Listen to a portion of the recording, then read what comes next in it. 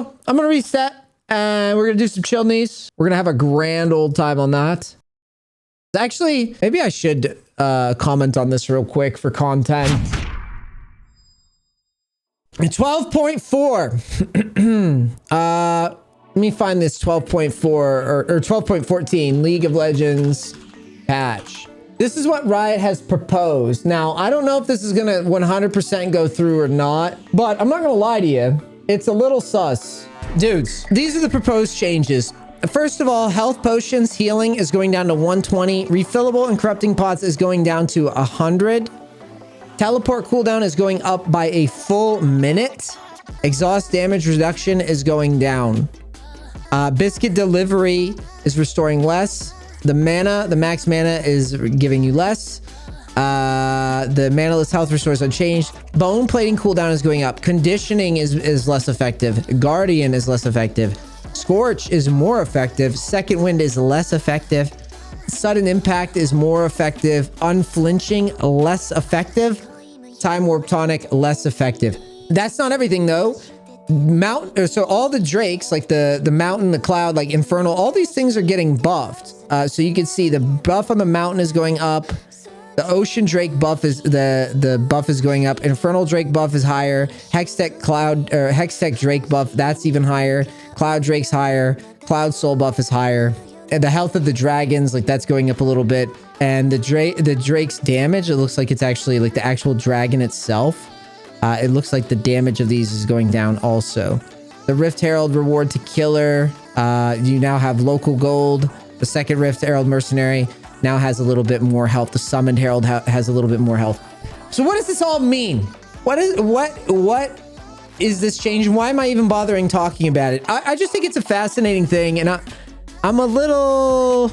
The durability patch I'm on board with, because the durability patch represents a solid understanding of like where League of Legends was at. Games has slowed down a little bit, which I think is a net positive for everybody.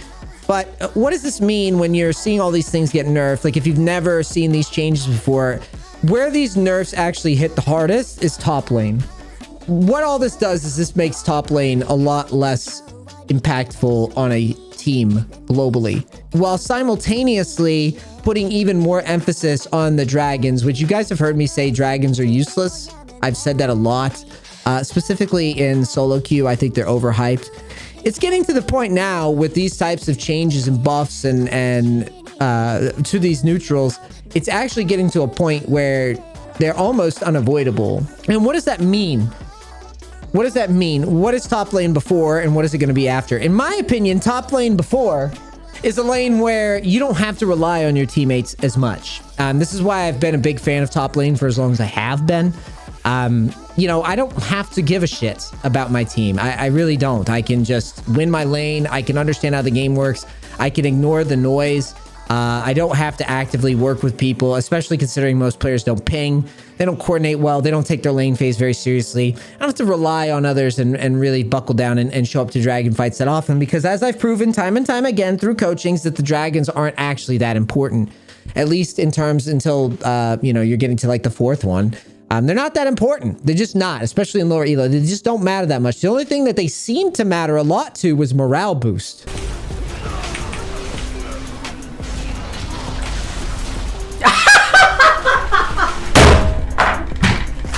I guess I just wanted to go on record and say that I personally, I think that this is going to be a huge nerf to top lane impact. The only players that are going to get big value out of top lane, in my opinion, are players that either win more dragons more reliably. So any champions with the globals, every time this happens, I just think to myself, man, GP's looking better and better every time I see this type of shit. Because GP's the type of champion that keeps bruisers in line and then ults to the dragon fight, right? And is like a big team fight scaler, right? But he's also like a lane bully. I just think, wow, GP loves this shit every time I see it. But then simultaneously, I think any top laner who isn't just dumpstering their lane opponent is going to be depressed after these changes. Any top laner that isn't reliably like just crushing lanes with like a big split push, confident split push play style, whether they're willing to proxy, basically to do the type of stuff that I coach. If you're not willing to do those types of things and you're not effective at it, top lane is gonna suck ass. After these changes, you are going to have to show up for dragons most of the time. Like, you're gonna have to. Your team fight, the odds of your team winning team fights after dragons start stacking up is gonna be so low. Like, your teams just will not be able to fucking win a fight. Like, they're just getting so many disadvantages. You know, do I think that good top laners will be able to make it work? Absolutely.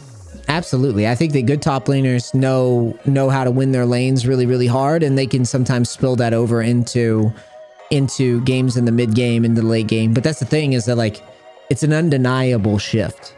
It's an undeniable shift. Like, you're going to have to come up with ways to impact teams more reliably. You're going to have to think more creatively about your play style. If you're not absolutely dumpstering top lane and getting to the point where, you know, you're fed often, you're probably going to have to start thinking more supporty. You're probably going to have to start thinking more about, like, global options, whether or not you have any global options in your champ pools. Someone said Shen's looking juicier. Gangplank definitely looking juicier.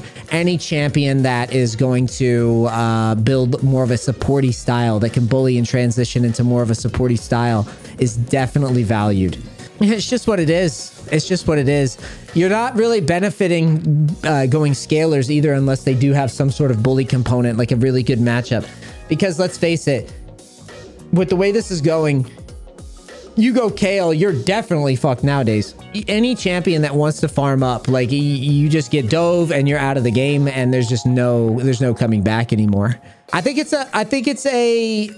don't know if it's like the death of top lane, but it's certainly a shakeup. And I didn't even really touch on the resolve tree. You know, conditioning, second wind, the sustain from potions. Guys, think about what this means. I'm playing Garen right now, right? I like playing Garen. He's fun. You know how I get through lanes a lot? Sustain, potions, second wind, bone plating, the scaling, like with the conditioning, right? Things like that. When those are taken away, right? And you get the matchups that are just terrible to deal with. Those champions are not going to have a good time. So anytime that you're just getting bullied by a laner who does not have to go these runes, this is going to be tough. It's going to be tough, because if you're not able to snowball yourself with those types of champs, or deal with those types of champs, you're going to just lose top, lose dragons, lose game, and you're not going to come back. So yeah, and someone asked, do these changes even really affect plat and below? I think they can, because, to be clear, these aren't just souls. You understand? These are Drake buffs. Individual dragons are getting buffed 30%. It's a huge change, man. It's a huge change, and all the scalers are getting nerfed. So it's just, it feels like either you really do want these dragons. At least on paper, it looks like it to me. Like, holy shit, I better get them. Better be going new jungle and eating them fucking dragons. Because if you don't get them, or if you don't think creatively about how to get them, I don't know. I mean, even hey, I'm the type of coach, like, I will 100% admit, it's like, up until this point, I was like, I don't really give a shit that much about dragons. Like, I just didn't really care that much, you know. Dragons don't mean shit if you're behind on levels out the ass, and you can't really carry with your champs anyways. But this type of stuff is getting a little ridiculous. We have to be honest here and recognize when things are getting a little hectic. And I think this is the case of, like, okay, we've got to start taking the objectives a little bit more seriously. Because for your low elo guys, I've been of the belief that you shouldn't have to worry about them that much. Now it's going to start feeling a little bit more Mario Party-esque, where the dragons, like, the ramp up, all these stats that you're getting actually is starting to outweigh the selfishness a bit. So it's just something to think about. Going forward, you guys need to think more creatively about what's going to happen, you know, if you're not snowballing. You know, maybe you do have to just group and go for these dragons and try to just coin flip it out. That's not going to be how I play. I'm still going to try to snowball the shit out of lanes. I'm just going to have to play a little bit more aggressively. Or, like I said, just accept that I'll play global champs. But for a lot of people, I just don't think a lot of people are going to be able to offset the carry requirements, you know, to make top lane useful. With, you know, your team's gonna be losing team fights. They lose all the dragons with this type of change. Like, how does your team ever fucking win? How do they ever win a team fight? What's your split push pressure loses a lot of value when every time you split push, like people say, oh, my team gets wiped or whatever. It's like you're drawing pressure on the other side. It's like, I think people do that thing where it's like confirmation bias, but in this case, it literally might happen to where your team is going to be more likely to lose because you're splitting and because you've been selfishly doing your thing and not trying to contribute to this whole dragon shit. That's why you've got to stomp to really get value. That's just my thoughts. And to the top laners out there, what do I think you should do? Lane bullies, like mega lane bullies, like almost cheese lane bullies, globals, or try to play in a way that facilitates getting dragons. But I don't really think even tank tops are that great because of resolve trees. So I think it's like global scalers that could turtle tower with global, or lane bullies. I don't think there's room. I don't think there's room for like tanks. Like, yeah, Pantheon's cool, Nocturne's cool. It's just you've got to think outside the box. In range tops, also range tops like this change. No one even wants to go to. No one's gonna even want to go to top. Yeah, someone said Quinn's in love with this patch. Yep. So there you go, guys. That's my rundown. And let me know what you think. I'll let my editor decide what he wants to do with that. But as far as I'm concerned, I would start thinking very, very tactically about what you guys want to do for the end of the season, because if I'm being honest, this looks to be their big change to wrap up the season. And I guess I should say before I go, it feels like Riot's phoning it in. I have no idea what's coming on preseason, but I swear to you, I tweeted about this morning. What is their team? Like, what is League of Legends balance team? Like, what, like, not flaming the balance. I legitimately mean, who the fuck is working on League of Legends? Because I swear to you, like, yeah, the durability patch was a nice change up. But at one point, one of the rioters said something about resources, not having enough resources. This is a $1 billion company. He said, unfortunately, we're so strapped for resources. They were talking about top lane and these changes and whether or not they, if this is the best solution. And the guy's basically like, we're strapped on resources, which I don't think he's lying. He doesn't represent where the resources are allocated. What the fuck? Does that mean everybody's just working on this RPG? So I'm a little concerned as a content creator, to be very honest. I like playing the game. I enjoy the game, and I will adapt. This is not doom and gloom to me personally. I don't ever really get doom and gloomy, because I really do think good players know how to find opportunities. And I just told you there's plenty of angles you could take this as a top laner. I would much rather do that than, I'm flaming Hashinshin here, but I'd rather do that than bitch, oh, my playstyle, this dude, shut the fuck up and learn a new playstyle. I'm always big on that. And you guys know that with me. It's like when champions get weak, do I think it's good for the game? I think as a top laner, or as a guy who specializes in top lane, I know in the back of my mind that I'm being targeted, and I've accepted that a long time ago. And I'm not saying in top lane in general, I'm saying in gaming in general. League does not like the premise of a role where you get to kind of beat the team play archetype, right? Like game development companies in general do not want this. Like people like me, like it's like dying breed. Like no game dev wants a Tryndamere player, for example, just as an example. Now, I'm not saying that they're specifically targeting me. I'm saying that the archetype, the genre of player. No game dev wants players to have agency over, like just mega agency over a match by like dominating in that way. Like what Riot's always been after, bounties, home guards, the dragons, the fucking the way that balancing like nerfs and buffs hit, the way that the game changed, like they want the game closer and closer to 50% when you're paired with whoever the fuck, right? So I do believe that no matter how you slice it, Riot's gonna go, because it serves both. If they go through with these changes, comp play stays roughly the same. right? Comp play stays roughly the same, except teleport, you know, they're trying to shake up teleport, the whole teleport meta, right?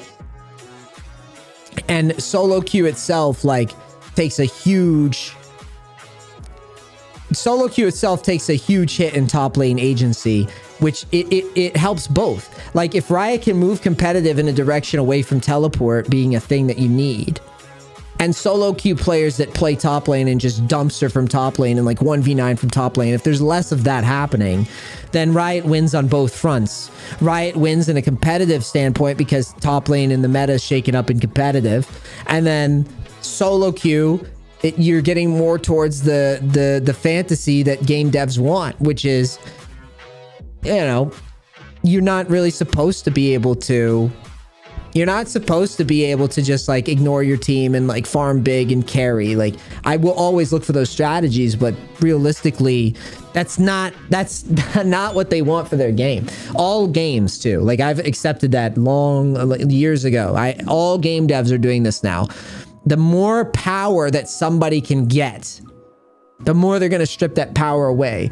Junglers have had to deal with it jungle was overpowered for like fucking years and years and years before Riot figured out how to start like nerfing that. But even still, like, that's the long-term goal, is to make it so that there's less power in an individual. So yeah, that's my take. I think, like I said, I'll be fine. real good players will always, it's just what it is. You know, I've been coaching now long enough, and seeing people's just laziness with various fundamentals and how they approach the game, and I just know that at the end of the day, you know, disciplined players that are focused and that understand how the systems work will always rise to the top, as long as they understand like what's going on. Players that bitch and moan and complain and never change their styles, yep, it's gonna hurt. So do with that what you will. You better believe I'll be paying attention to more options for top lane. And how I can navigate, and if it's got to be proxy NEACE and flank all day, then so be it. But I will adapt. So will you? That's the question.